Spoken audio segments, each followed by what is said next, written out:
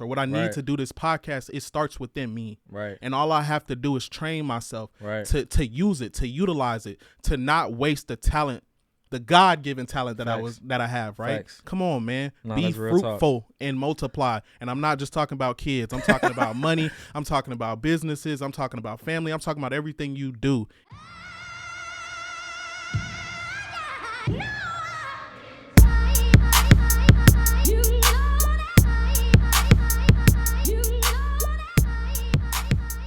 What up, what up, what up? We back.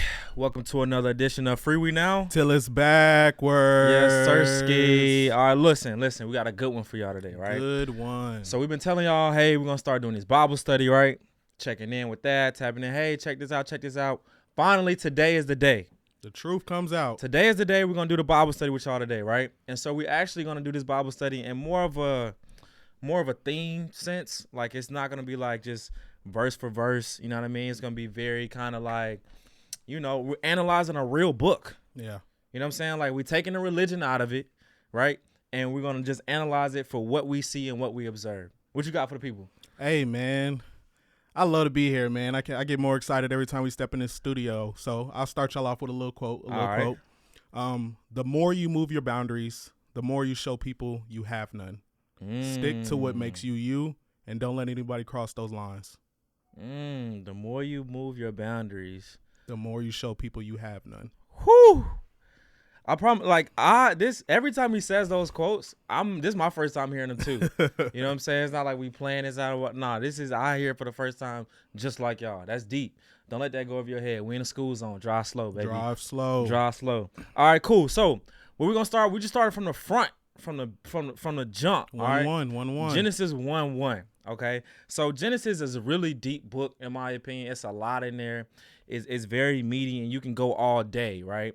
So we're gonna start 1-1. We're gonna tell you what jumps out at us and some themes and concepts that kind of really stick with us.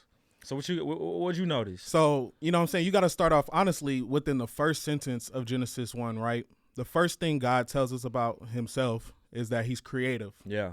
He doesn't tell you, like you said, I'm omnipotent. He doesn't tell you I'm the most amazing God in the world. He doesn't tell you I could do this for you. Right. He tells you, hey, I am creative, right? So that shows you that the thing that makes God excited, the thing that God put us on this earth to be, is creative, right? If we're supposed to work in his likeness, right? We're supposed to show people who God is. That means we have to create, right? So we have to take these gifts that we're born with and we have to put it out in the world, right? We have to utilize it to not only make our lives better, to make other people's lives better. We have to show the things that we go through within our mindset, the things that we think of, the things that we're able to build, and we have to put that on display, right? Because if God's creative, in a sense, we are creative just as well. That's like a really big thing that pops out to me, because I think a lot of people try to dial back their gifts, right? They try to dial back their creativeness. They try to allow other people to take over it, right? But if you sitting here and you saying, hey, I believe in God, I'm a God-fearing man, I'm a God-fearing woman, you know what I'm saying, God this, but you can't even do the first thing that he says in the book, then you ain't reading. You're not listening. Facts. They're not listening. You're not listening. Y'all hearing, but y'all not listening. Look, you know what's dope, right? It's kind of like, say you meet somebody for the first time, right? Or say, like, you know what I'm saying, you meet a shorty, you know what I'm saying, and you out, and like the first thing you be like, yo, what you do? You know what I'm saying? Like, you know what I'm saying? Like, what you do? Like, what you into? You know what I'm saying? Like, you don't tell them. A lot of times that's not like, I guess, like I don't want to say your best trait or like the super like moral, warm butterfly feeling characteristics that you tell them. You be like, okay, what you do? Oh, I'm in science, or I'm an engineer, or, you know what I'm saying? Like, what do you do on a daily basis, right? Yeah. So for God to introduce himself to us for the first time, right? And the first thing he says, like Keith said, is he says he creates. So that's like you meet somebody for the first time, is like, okay, yeah, I'm loving, I'm a great guy, you feel me? I'm loyal, you know what I'm saying? Black men don't cheat. I ain't say none of that. You know what I'm saying? The first thing I'm going to tell you is what I do. Yeah. You know what I'm saying? On a daily basis, what do I do? The thing I want you to remember most. The thing I want you to remember most. You feel me? So when you leave a club, or when you leave a bar, or you leave wherever we just came from, and I met you, right? I met you out at the bookstore, you know what I'm saying? Like, wherever I just met you, I want you to think in your head, when you see me, I want you to think of XYZ. Yeah. So when he said that, it's like God said, when you think of me, I want you to think of creativity. Yeah. I want you to think of creation. I want you to think of creator. I think that's very interesting now, especially that we're in the age of content creation. Yeah. You know what I'm saying? Like everybody's creating something. And I feel like that's a beautiful thing, right? Because I think the more you're creating, like we just said, the more that we're in his image and in his likeness. And showing him exactly what he wants people to see. Exactly, right? So in that, in Genesis 1:26, he says, and God said, let us make man in our image after our likeness. Our likeness. Our likeness. Not their likeness. Our likeness. Our likeness. You feel me? So if you out there and you like, man, I don't feel satisfied. Like, I don't, like, it's something I'm supposed to be doing, but I'm not doing it. You know what I'm saying? Like, I'm on this job. I'm working this 9 to 5. Like, I don't like what I'm doing. You know what I'm saying? Like, I'm waking up. I'm depressed to go to work. I'm depressed when I come home. I feel like I'm underappreciated. Think about it. Are you creating? Are you creating? Are you using your gifts? Like, the only way you can truly be satisfied is when you tap into who you are, who God created you to be, through your gifts and your purpose. I think that's a big thing you touched on, right? And even going deeper into that, like he says our, right? He used a word that creates a community, right? So I think a lot of people have a problem. Some people get on this earth and they realize that they feel like they're not supposed to be here. Like they don't have a purpose here, right? Right. If God is saying, hey, I made man in my image, right? Facts. The most powerful being in existence. Nobody above God is God, and then everybody else beneath, right? If he says, hey, you're with me, there's no way you can be put on this earth and not be meant for something, right? Not be meant for something. You are a representation of God, right? You are made in his image. So when people look at you or people see the stuff that you bring, people see the stuff that you do, they're supposed to see God, right? So how could you get on this earth and feel like you don't belong? How could you get on this earth and be humble? You know how a lot of people like to use that as an excuse. Humble. Let's just be humble. Let's be humble about who you are. Like you got to understand, like you are a representation of God, right? And one thing that we talked about in previous podcasts, you know what I'm saying, we got to stick with men because we're both men, right? When you run a household, your family is supposed to see the representation of God. When they look at you, they're supposed to see who God is. They're supposed to see how God maneuvers, how he deals with the problem, how he sets an example, right? They're supposed to see all these things. Of course, we're human, so we can't be perfect. But you got to understand that when you go out in public, when you in private, when you do anything that people have high vis they get to see, you represent God. And if you think about that, I promise you ain't going to put nothing in this earth that ain't worthwhile. Facts. You know what I had to think about one time, bro? Speaking about purpose, and you mentioned being here for a reason, we talking about creating, and we talking about what God did, right? Yeah. I always thought this to myself, right? Why would God go through all of this trouble, creating the earth, just to bring us from heaven to earth, just to bring us back to heaven? Yeah. Like that can't be the goal. You know what I'm saying? Like, you're here for a reason. A reason.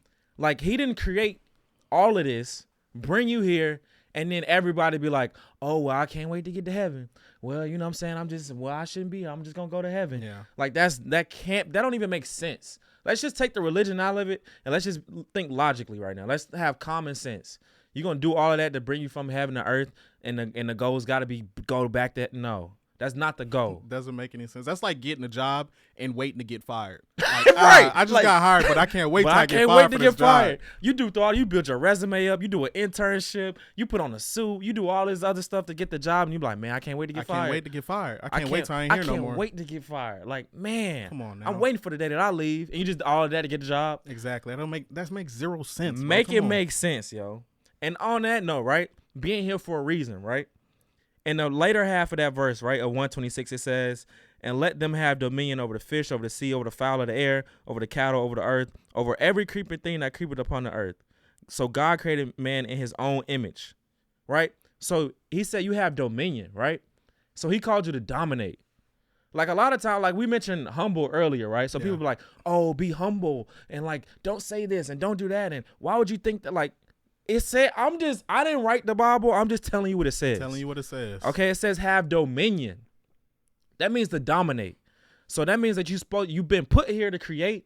Use your gifts to dominate, right? And that's over the earth. That's over the birds. That's over the animals. That's over all of that. He said he gave man dominion. Yeah. Right? So dominate. Don't just exist. Don't just be cool to get along, to be here just to get along. Like, dominate. Don't be okay with just being mediocre. Use your gifts to dominate, yo. Yo, one of the biggest themes that we see in Genesis 1, right? God gives you the greatest example of what it is to listen. Facts. So the biggest theme through the first couple verses, if you read it, God says, hey, to do something, it's done and it's good. Facts. Right? I think a lot of us spend so much of our life just hearing stuff, just waiting to be able to respond, just waiting to let me formulate my response to this, but let me not understand what's being told to me. Like, let me not listen, right? Facts. If you listen to God, he tells you to do something and you do it, you can't fail. You can't lose. You can't fail. There is no such thing as failure when God tells you to do something and you do it. He literally gives you the step-by-step guide on how to be the best version of yourself that he put you here to be, right? Facts. And one of the things that I think of is honestly what me and Hassan are doing with this podcast, right? We spent 2-3 years making content and not putting it out. Talking about having all these same conversations that we having in front of the camera and just letting it go by the wayside. Facts. Hyping each other up like, bro, when people hear this, when people finally hear this, they gonna enjoy it, but not going through with it. And I'm telling you right now, the first time we actually got into a studio and got in front of the camera and we started talking and it felt so easy and it felt so effortless and it felt so natural. Facts. It was almost like God was like, I told you. I told you. I've been waiting for y'all to do what y'all doing. I've been waiting for y'all to use y'all voices. Yo. Like I don't understand how I went so long hearing God in the back of my head telling me, hey, do this, and ignoring it. And ignoring Facts. it. And Facts. like the feeling I get of completion, facts, being able to do this, I'm like, how did I go through life and not work for this and not try to do this? Facts. Bro, it's crazy. Facts. And on that note, right, two things on that note, right? So you talk about that feeling of completion, right, and listening to God and hearing God, right? So it says, to his point, God gave us dominion. So who really is in control? A lot of times I feel like we try to blame God for our laziness. Yeah. You know what I'm saying? It's like, okay, I'm waiting on God. When God ready for me to do this, then I'll be ready. When God ready for me, then it'll happen. When a lot of time it's like, I already gave you dominion. I already told you what you need to be doing. At this point, you're being lazy, right? And blaming it on me, right? Because you don't want to do the work. You don't want to put in the time and the effort that it takes to use your gift, or you're scared to use your gift. So instead, it's easier and it's more beneficial in your appearance to the world that's like, oh, it's not my time yet because I didn't listen to God. To blame something else. Yeah, I'm gonna blame God because it's not my time yet because I didn't put in the work. Yeah. I'm gonna blame God because I didn't listen to him when he been telling me for 3 years to put this podcast out. I'm gonna blame God because I'm sitting down and I'm procrastinating and I don't want to use my gifts. I don't want to put in the time and the effort. I'm afraid of what God gave me because it's gonna make me get out my comfort zone. You know what I'm saying? Like, so it's easier for me to just blame God and be like, oh, well, it's not my time yet. It's not my time. Or he not ready for me to do that yet. He's not ready for me. Who's really in control? Right? Like, God gave us dominion over the earth. So at this point, it's letting me see that when you move, God move just like that. You know what I'm saying? Like, it's on you to do the work and then God will do his part. Bro, I'm thinking, it made me think of another thing that is said in the Bible, right? Be fruitful and multiply, right? Thanks. And I'm not talking about soiling your royal oats. I'm talking about be fruitful and multiply. Right, and if we take that down to the most basic sense, fruits have their seed within them, right? Right. What fruit needs to grow is within them. It starts within them, right? Mm-hmm. They can build more of them by the seed that they have in them, right? Thanks. So that tells me when I was put on this earth, I was given everything I needed to succeed, right? Thanks. I just needed to cultivate that environment to grow, right? Absolutely. So I needed to get the water and bring it in. I needed to take the time to put it in. I needed to take the effort, right? But the stuff is within inside of me, right? I think a lot of people try to reach outside to find the most valuable part of them, right? Like, let me get that from the praise of other people. That's the only way I feel complete, or that's the only way I'm gonna be able to do this if I take from other people, right? But you gotta be willing to look inside, right? You gotta look yourself in the mirror and you gotta say, hey, this is me. I got all the good things. I got all the bad things. I got all the wishy-washy things, but I'm gonna make it work, right? Because what I need is inside, right? Facts. What I need to make it better in life, what I need to be successful, what I need to grow this business, or what I need to do this podcast, it starts within me. Right. And all I have to do is train myself to use it, to utilize it, to not waste the talent the God-given talent that Facts. I have, right? Facts. Come on, man. No, Be that's real talk. fruitful and multiply. And I'm not just talking about kids. I'm talking about money. I'm talking about businesses. I'm talking about family. I'm talking about everything you do. It starts within you. Facts. I think what we're realizing in this first verse is that God has patterns and principles. Yeah. Right. It's less about wear a big hat in church, catch a handkerchief, and pass the collection plate. Right. Like, Let me get a dollar. You know what I'm saying? Like, I'm gonna give you this emotional sermon, then I'm gonna pass the collection plate and tell you how you blessing the church is gonna bless y'all. Right. Like, we here to talk about patterns and principles that when you finish listening to this podcast, I promise you, to this day, right, literally immediately done watching this, you're gonna have something that's gonna make your life better, right? So on that note of patterns and principles, right, Keith pointed it out, right, God said something, right, then it was good. Yeah. So in your life, right, if you want to start seeing good things, if you want to start seeing better things in your life, speak better things over your life. That's you know what I'm big saying? one. So like the things that you say and the things that you speak, they carry power, right? They're not, you can't just speak and say things and expect it not to have a consequence, right? So if you're not seeing good things in your life, I guarantee you it's probably you're not saying the good things in your life that you want to see.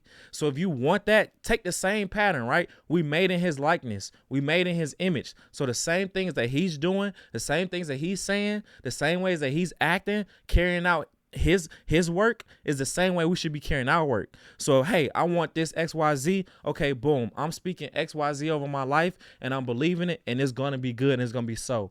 Why? Because I'm a creator. God gave me gifts just like he gave everybody gifts, except I'm going to act on mine. Yeah. I'm not going to blame God and be lazy and then say, oh, it ain't my time yet. You know what I'm saying? A really big thing, I think you touched on that, right, is speaking those things into Right. existence, right? Speaking positive things to you. So one thing I would say is stop planting those little seeds of doubt into what you're trying to grow, right? Stop planting those little deceiving things into your mindset, right? I was talking to this dude a while ago, and it's just something very simple, right? You know how you have a child, right? And Right. they say, hey, I want to do this, or I want to believe this. This is what I want to do with my life, right? And their parents say, that's not realistic. Right. That, like, you can't do that. Right. Or take it to as simple as a little athlete, right? A kid playing football is like, hey, I think I'm gonna be the greatest quarterback to ever live, right? And your parents are like, what's your plan B? Right. That's a seed of doubt that you putting into somebody, right? That's a You're- seed of doubt. You're giving yourself a out from your dream, right? And when you commit to your dream, or you commit to yourself, or you commit to the things that are possible, there is no other way. There's no backup plan. Facts. There's no rewind, replay. It's literally forward motion into what you're doing. Stop Right. planting those seeds of doubt. Stop looking at yourself and saying what the negative things are about yourself, right? Right. It's okay to point where you're not great about or what you're not great at, right? Right. But you have to speak on those things positively. If you feel like, hey, I'm a little overweight, don't sit here and say, well, I'm fat, or I'm this, or my body's awful. Say, hey, this is what I need to do to change this. I'm going to do this workout. Like, Right. I'm going to eat better. I'm Right. going to do these certain things. Talk positively and you'll get positive things. When you talk negatively, you can only obtain negative things. Facts. It says you're going to produce a fruit of his kind. It's saying in Genesis 1:1, everything that he was mentioning, it was like after his kind, after its kind, the seed after its kind, the fruit after the seed of its kind, right? So if you want to start seeing different fruit on your tree, then you need to plant different seeds. You can't you can't plant grapes and think you're going to get strawberries. It just don't work. You know what I'm saying? You know what I'm saying? Like, I'm trying to get some money. You know what I'm saying? We'll talk about that later, because God wants you to have money in the Bible. Yeah. We think money is a bad thing and it's an evil thing. But no, God wants you to have bread. He wants you to have money too, right? So anyway, right? I want money, but I'm talking bad. I'm saying money is the root of all evil. Every other word I hear somebody say money, I'm like, oh, no, don't talk about that. I can't get money or I'm evil. Them rich people bad. You know what I'm saying? How do you expect to bring that? But you can't even pay your car note. You can't pay your bills. You can't expect to see fruit of seed that you didn't plant. Yeah. You can't expect to see fruit of seed that you didn't plant, right? So he also mentioned about having fear, right? Playing that fear at a young age, right?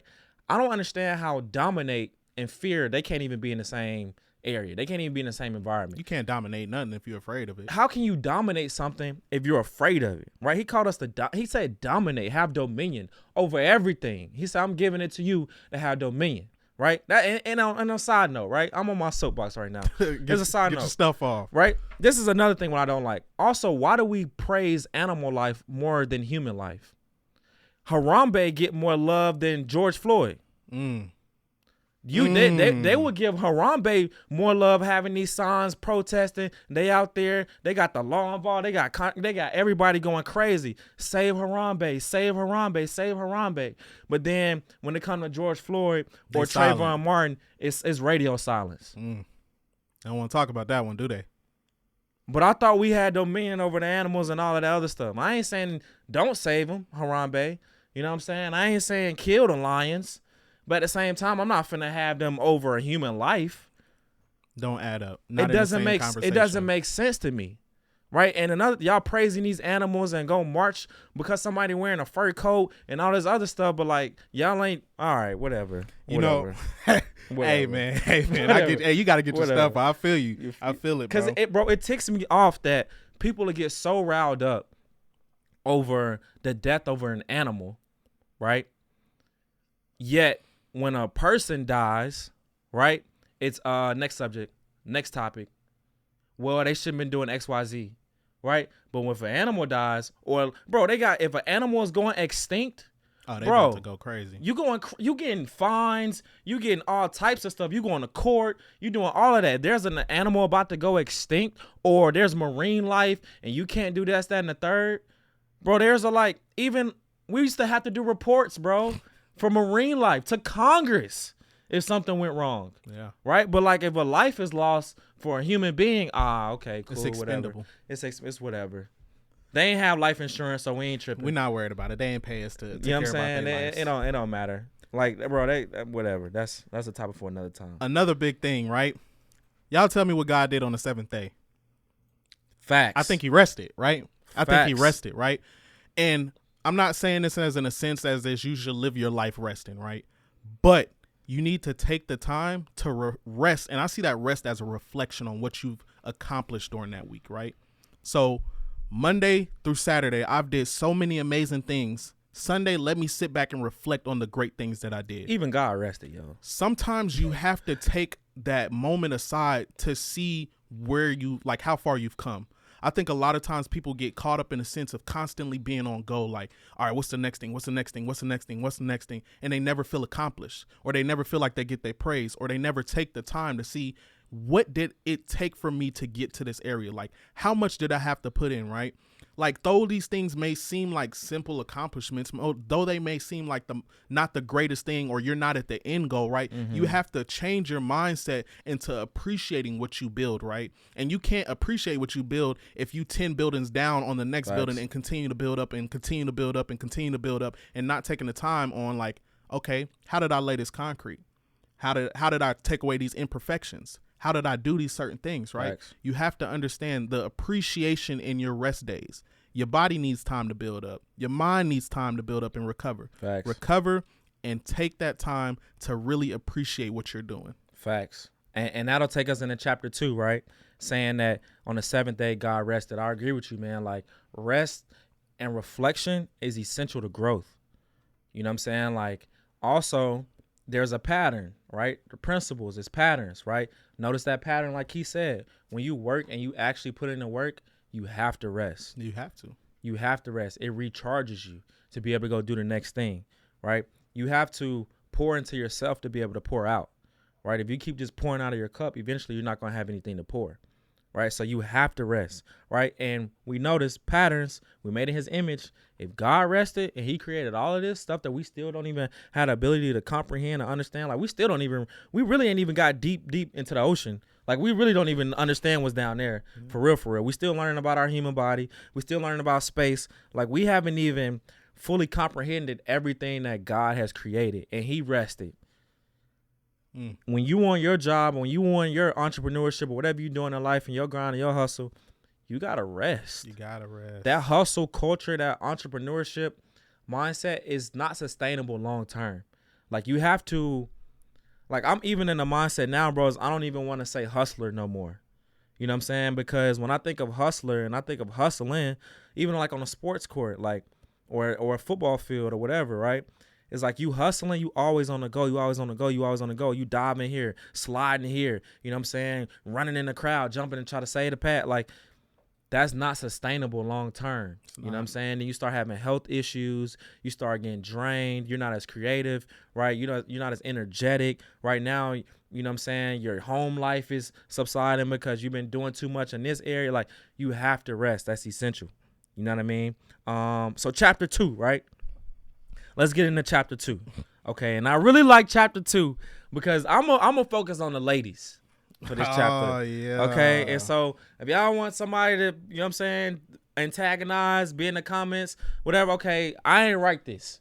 So don't come at me, all right? When you're doing that, just make sure you direct your, you know what I'm saying, your comments and your frustration in the right direction. And that should be upward because I ain't write this, okay? I'm just telling you what God said, right? But before we get there, we can start in, this is more like the later half of the chapter, right? But before we get there, I also want to show how in like Genesis 2:12, Genesis 2:15, we mentioned rich earlier. Mm-hmm. We mentioned those gems.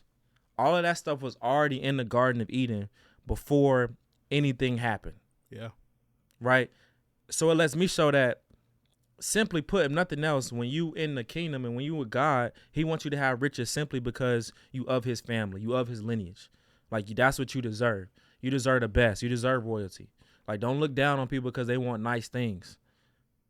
Right now, we ain't finna go broke and sprinting credit card and swiping just to keep up an image. Yeah. But at the same time, we're not gonna feel guilty or bad because we want to have a standard and want to have nice things, and we like gold and we like gems and pearls, and it literally says gold in the Bible. You know what I'm saying? Onyx stone in the Garden of Eden. Touching on that, right? One of the lines he said that God says is, "And the gold of the land is good." Now, we've talked about when God tells you to do something or tells you about something and you do it, it's good, right? So if God is telling you gold is good, how could being rich be evil? How could being rich be evil, right? If God is telling you to do these certain things, or if he's giving you the resources to obtain, how could be obtaining those be bad? How could it be evil, right? And God is a God of abundance. He don't do stuff just slightly. Like, he don't give you a little taste of everything. When you're working in your gift and working in your passions and working what God tells you, you're going to be blessed beyond measures, right? So obviously that tells me if the gold is here in the land, then I'm supposed to have a lot of it. Facts. I'm supposed to do the most with it, right? You know what I'm saying? I'm supposed to spread it around. I'm supposed to flaunt this, right? You know what I'm saying? I'm supposed to take advantage of these things that were put here, right? And the gold of the land was good. That just tells me money's good. So if money's good, I'm good, and I'm about to get good. You feel me? You feel me? Look, there's a gospel song, right, that I really don't like, but I used to sing it. I'm from Alabama. I'm in the South. So when you think of Baptist churches, when you think of like just like super like churchy environments, you put Alabama in the South, a black church. You talking about gospel songs? That they gonna sing them, right? Exactly. And so there's this one song that kind of stuck out to me. And I went to a non-denominational church, but we would go to my great-grandma's church for like Mother's Day. Yeah. Right. And so this one song they were singing, it was like, "I'd rather have Jesus than silver and gold." And so at a young age, I'm like, okay, is silver and I'm not supposed to be having that then. Yeah. Or that's bad. And this is also the time where like I want to say, you know the song your grill, your grill. You know what I'm saying? Paul Wall in there, right? So I'm like, yo, that joint kind of fly. I'm kind of rocking with it. But then I go to the church and they saying, I'd rather have Jesus than silver and gold. So I'm looking at them. I'm like, dang, I'm conflicted. Yeah. You know what I'm saying? I think a lot of times, since we don't know the truth, we have been conflicted, right? So we will see a gold chain or, you know what I'm saying, a gold wristwatch or some diamonds in your mouth or whatever. And then I look back on these pictures in Egypt. They had gold everything. Gold bangles, gold all of this, right? So I'm like, wait a minute. To see this, it lets you know that gospel song is basically implying that gold and silver is bad and go with Jesus. Yeah. When in reality, you need to have both. You ain't got to choose. You don't have to choose. Yeah. God is God of abundance. He wants you to have both. Yes. You know what I'm saying? And we'll talk about it later, but also when Jesus was born, there was 3 men from 3 different kingdoms that came and brought him riches, silver and gold, because he was the king of all kings being born. But that's another topic. So gold is good. I want that to get you through your head, through your skull, because it's a lot of bad teaching that we're going to bring out, and we're just going to show you what it is, and we have to deprogram you from bad teaching, which can take a lot of time. You feel me? But gold is good, all right? Put that in there. Put that at the bottom. Gold good. Is good. Speaking on that, right? So to attain a lot of these things, you can't do it by yourself, right? And I feel like people have this mindset of, I'm a loner. I did everything by myself. I did it without anybody. I don't need nobody. I'm a made man. I ain't had no help. I'm the greatest person in the world, right? Listen to this. It is not good that man should be alone. I will make him a helpmeet for him. Ooh, wait a minute. It is not good that man should be alone. I will make him a helpmeet for him, right? In the school zone, one of the first things that God tells you isn't good is for man to be alone. Yo, going through life is hard in itself. Facts. Trying to do it by yourself is almost impossible. You have to take advantage of the people around you, and you have to, and I'm not saying utilize them as in, hey, just drain their battery and don't give nothing back, right? It's a reciprocation thing, right? But you have to understand that I can't do everything alone. You can't do everything alone, right? I couldn't do this podcast by myself, right? Bro. I couldn't do it without the sound guy. I couldn't do it without our video person. I couldn't do it without Hassan. Like, I wouldn't even be doing this thing if it was all by myself, right? So you need to bring people into your life. On that note, like, there was one point Keith was on deployment, and I was trying to do this by myself. I was stressed. Remember what I told you when I got back? Yes, bro. I was stressed. And, like, when he first came back, I was so used to doing everything alone, right? So when he came back, it was almost kind of like I was leaving him out of Zoom calls, leaving him out of like planning meetings, like just leaving him out, not intentionally. I was just so accustomed to doing it alone. And so one day he was like, bro, like, I'm here. You know what I'm saying? Like, you don't have to do it by yourself. Like, I see that you're stressed out. I see you got a headache. I see you walking around like a chicken with your head cut off. It's because he was like, bro, like, I'm here. Like, I got you, bro. Like, let's do it together. African proverb. If you want to go fast, do it alone. If you want to go far, do it together. You know what I'm saying? And so on that note, right? So this is for my ladies. Listen, I love y'all. I promise I do. I'm here for y'all. I love y'all, right? So it said God, first off, when he said it's not good for man to be alone, how did God know that? Because we're made in his image. It wasn't good for him to be alone. He had to create man, someone that can appreciate him. Exactly. You know what I'm saying? Like, an animal doesn't appreciate its existence. It's just there. A horse don't even know it exists, I don't think. You feel me? It's just there. It's just doing animal stuff. I just do this. This is in my nature. I'm just going to run around and gaze across the land, right? Like, this is just what I do. They can't appreciate what God created, right? So he had to create something that could appreciate him, and that was man. So boom, he's like, listen, I knew it wasn't good for me to be alone. So I know it's not good for Adam, right? In verse 2:15, he says, and the Lord God took the man and he put him into the Garden of Eden to dress it and to keep it. So when Adam is in the Garden of Eden doing his thing, he in his gifts, he in his purpose, he working the land, tilling the land, being fruitful, multiplying, and he like, wait a minute. He needs a help me. This is hard, God. I need somebody. He needs a help meet, ladies. A help meet. Okay? I didn't say that. That's in the Bible. That's what God said, right? So fellas, this should be the hierarchy of your life. Figure out your gifts, create, get in your purpose, whatever your Garden of Eden is. If it's recording content, videoing, okay, you need to get in your purpose and start creating. If it's us being on the front side of the camera, you need to be preparing for your messages and getting with the camera crew and booking studio. Like, when you get into your gifts and your purpose, that's when the woman should be coming into your life. That's when she should come to your life. A lot of people got it backwards. They want to get their woman and then try to figure out what they're supposed to be doing. No, that's not how it's meant, right? Like, we were created with gifts already, right? And a lot of times you see a woman will help you elevate what you already doing. You know what I'm saying? Like, she's going to be in the details. Like my apartment, right? Like, my apartment ain't going to have no paintings on the walls. You know what I'm saying? It's going to be cool. It's going to be very bland. Furniture, some video games. You know what I'm saying? It's going to be very just essentials. Yeah. I need the essentials. But like, my mom come in there, She gonna spruce it up. She gonna have bathrooms matching. You know what I'm saying? She gonna have, towels set. She gonna have carpet, like everything, like a couch rug. Like, you know what I'm saying? Your girl gonna come in. It's gonna be paintings on the walls. It's gonna be candles, fresh scents. You know what I mean? Like, women spruce up and kind of like beautify and elevate what you already doing. The man builds the house. The woman makes it a home. Facts. So you ladies, you gotta be a helpmeet. Okay? You need to be in your gifts. Your gifts are being a helpmeet. Yeah. Your gifts are the details. That's why you ask so many questions all the time. Exactly. You know what I'm saying? And a lot of we be like, another question. To answer these questions. But right. That's your gift though. You know what I'm saying? So be in the details. So you should be looking for men that are in their purpose, that know their gifts, right? And that are creating based on whatever God gave them. And then you come help and elevate that. Elevate. You know what I'm saying? That's what your role is. It's not good for us to be alone. So a lot of podcasts right now is like, the men suck. Nah, the women suck.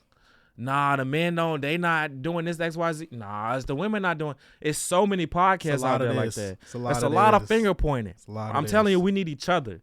You feel me? No other race makes money off of a relationship podcast the way black people do. Whew. And honestly, they ain't even giving a lot of positive advice. They're just not negative people. It's just very negative. How to hate the other one. How to hate the other one. That should be the name of y'all podcast. How to hate the other one. How to hate the other one. You know what I'm saying? How to hate the other one. Speaking on this, right? Speaking on getting your helpmeet, working in your purpose, making that house a home, right? It says, therefore shall man leave his father and his mother and shall cleave unto his wife, and they shall be one flesh. They shall be one flesh. You're supposed to leave your mother, your father, your cousins, your grandma, your aunties, all your homies. It's you and your girl, bro. One flesh, right? One flesh. Leave your mom, right? And we asked this question offline once before. It was like, okay, and we saw it on Instagram too. It was like, okay, if it's somebody supposed to get in the front seat, who gonna get in the front seat? Your mom or your wife? According to this, your wife better be in the front seat. Yeah, sorry, mama. I love you. I love you. If she offer you the front seat, then that's cool. Another thing. But I love you, mama. I respect you as a person, and I would never let nobody do you wrong. But if my wife with me, she getting in the front seat. She getting in the front seat. She helping me drive the boat. You feel me? Like, this is what we're doing.